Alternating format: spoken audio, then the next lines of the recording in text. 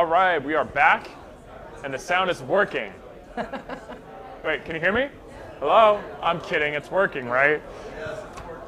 I'm here with Stephanie from Hello. Entertainment Benefits Group. Yes. So why don't you go ahead and introduce yourself? I think you have you work for a very unique company, and it's also kind of, you know, it's complex. I think, you know, kind of it's a different area of traditional kind of where we've been talking to a lot of people today in tourism activities. You know, so I'd like to explain that. So introduce yourself and just let's talk about Entertainment Benefits Group. Okay, absolutely. So I'm Stephanie Simmons. I'm the Vice President of Partner Development. I'm based here in Las Vegas. And just a little bit of my background, I've been in the tourism and travel industry for about 15 years. I started out working for a show in Southern California, so I was on the supplier and the partner side. And for the last 12 years, I've been more on the ticketing and wholesale side. So, and now I've been with EBG for about 8 years. And EBG has a very interesting model about the way that you can, you know, engage employees and kind of the benefits, the other benefits besides, you know, health insurance or some of these things that some people get. Some people, I will say.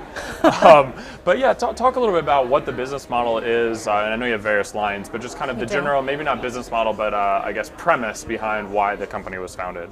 Sure. So our company started in 2001. And our president and CEO is Brett Rezdy. He started the company in Miami, and it started with our corporate benefits program that you just spoke about. So, and that was, and still is, Tickets at Work. And we're the largest provider of corporate benefits throughout the United States. So it's a benefit for employees, and we have a team that reaches out to HR admins across the country, and it's a cost-free benefit for their employees to sign up for their site. It's something that they can add to their comp package. And we offer discounts on travel-related products throughout the country.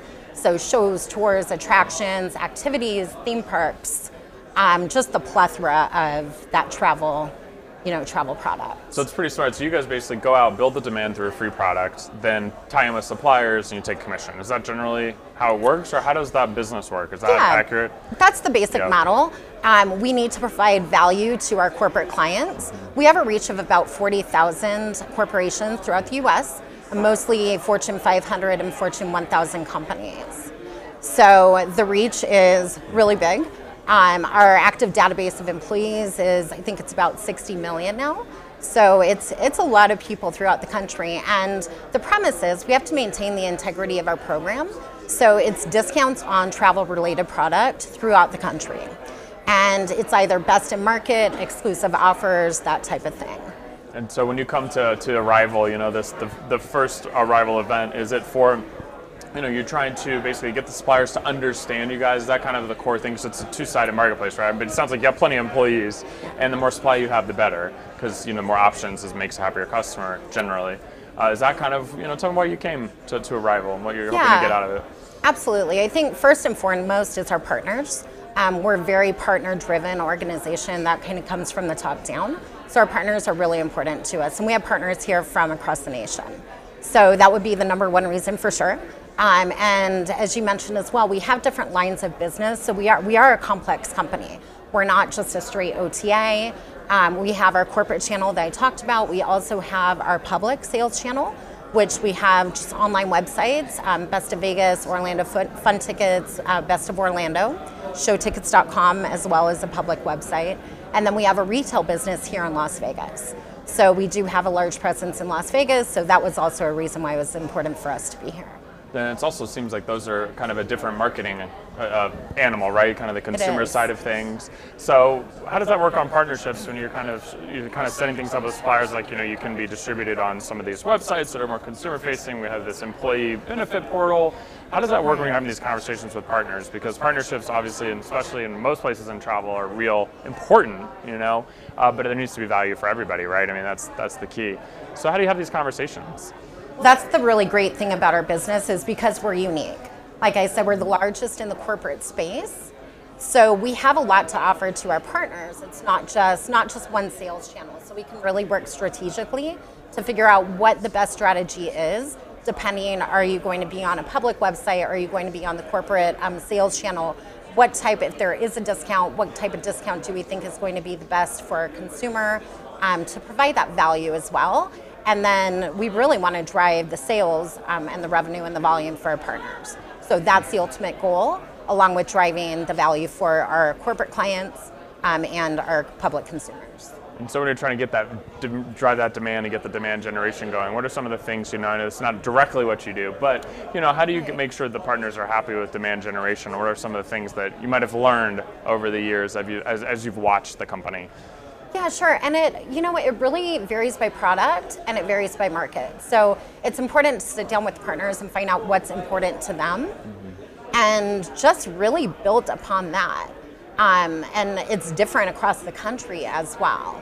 So it's what kind of discount is going to work best if it's a discounted product, that kind of thing. Just having those conversations, finding out what's important to them, and utilizing the different channels too. Is it marketing? Is it social, mobile, those types of things? Do the suppliers like that it's private in the sense that, if I'm going to offer a 20% discount to a premium event or something like that, it's only accessible by these employees? Is that a key selling point for them? Or Absolutely, and that's really the beauty of the corporate program, and that's what we have to offer, is that it is closed loop, so you can maintain the integrity of your brand. If you don't want to offer a super deep discount in the public space, we maintain that integrity for you. Because it is password protected, it's a closed loop website, so you have to be a member of one of these companies to gain access to those discounts. And does that inventory get kind of limited at a certain discount, or do the discounts go up and down like a dynamic pricing model, or is it really just kind of like fixed? Because we've been talking a lot about dynamic pricing with a lot of different folks. Right. I'm curious if a product like this, which seems like it'd be quite complicated to have dynamic pricing, but could be very sexy actually for like employees to know that, there's kind of like if I just buy this ticket for over here, it's so much cheaper, and it might get like addictive a little bit, kind of. We hope so. Yeah. Right, no, absolutely. It can be dynamic, and we want to work with our partners to push volume during need periods as well. So if it's a show and they have 2 show times and one's softer than the other, we can offer a deeper discount for that show. So it's really, again, going back to working with the suppliers, finding out what their needs are and what we can do to help them drive that volume. So what kind of data do you guys get on that? It sounds like a lot of interesting things about what types of companies, like certain types of events. Do you guys ever see different trends, that the pharma companies are really into Broadway right now, or that there's kind of this up and down trend of what people are booking and buying? Yeah, absolutely. And again, it really varies by market. Broadway is huge for us. Las Vegas is huge for us. I can speak to Las Vegas because I live here. That's my market. But Vegas specifically really, it does this. It's cyclical and it's always evolving, which makes it very different. So tours and attractions have kind of been on the rise a little bit over the last year or so. More so on the attraction side, with you have the high roller that came to town, things that are new and different. That's really what drives Las Vegas, and that's really where we see a lot of growth. How about when you're onboarding a new supplier into the platform? Are there marketing tools that can be done within the company? How do you kind of get the word out? And are there any kind of tips about marketing to groups? Because this is kind of a very specific situation, like a group of employees or something like that. So I'm trying to understand some of the things that might help people who are watching, kind of market better. Yeah, absolutely. We do have the ability to market with groups through our corporate sales channel. So we have a marketing team that handles that, and we can work with our suppliers to get them in touch with these corporations that want to do a group event. And we work directly with our supplier partners to provide that business to them. So that's a great opportunity and can drive a lot of volume for them as well. Because event organizers and conference organizers for a while didn't quite, tie into a lot of this stuff, and now I think I was just talking to Brian from Hilton, I can't remember his last name off the top of my head, but about how you can we want to tie in tours and activities and things into the conference flow, and if the conference is an employee conference, and you guys have this kind of double whammy thing, if my company is bringing all my employees like an Oracle event or something here, you can do lots of interesting things. Yeah, and we're just really starting to get into that space. It's not our bread and butter, but we do have this large audience. So we're definitely, within the last, I would say probably a year and a half, we've got more into that space to try to help our supplier partners get some of that business. And I think you just said there may not be a good way for them to do that, so we want to help them. Are there any new websites in planning stage in the next 12 months? What kind of challenges and things do you see ahead as you kind of try to build out demand? Anything new coming up? I think the space is just interesting. I mean, technology is evolving, and that's really what we've seen over the last couple of years, is more so on the technology side. And I think as a business, you always have to grow and adapt to that. So as far as challenges go, I would say that's probably the biggest challenge, but it's the biggest opportunity for growth as well.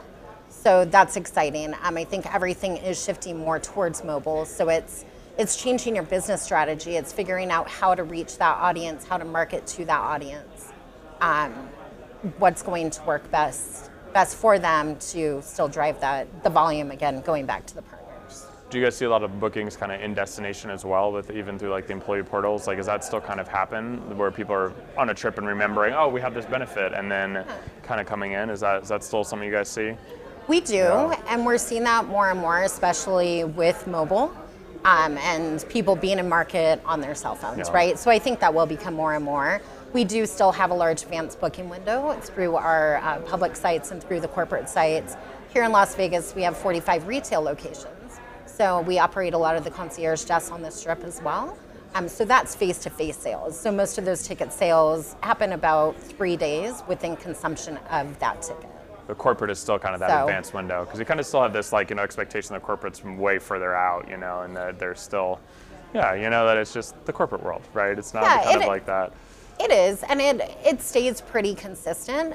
We have seen that booking window shrink just a little bit, but at the same time, going back to mobile again, we are seeing more bookings closer to the activity date because people have the access on their phones. Right.